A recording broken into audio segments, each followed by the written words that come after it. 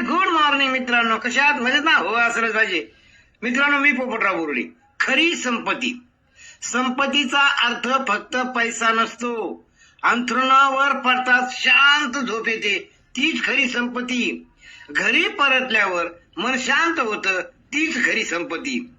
सकाळी कोणाचा चेहरा पाहून हसू आपाप येतं, तीही संपत्तीच. आयुष्यात 2-4 अशी खरी माणसं असतात जी मनापासून तुमची काळजी घेतात. ही तर अमूल्य संपत्ती. तुमची तब्येत साथ देते, शरीर मजबूत असतं, ही सर्वात मोठी संपत्ती.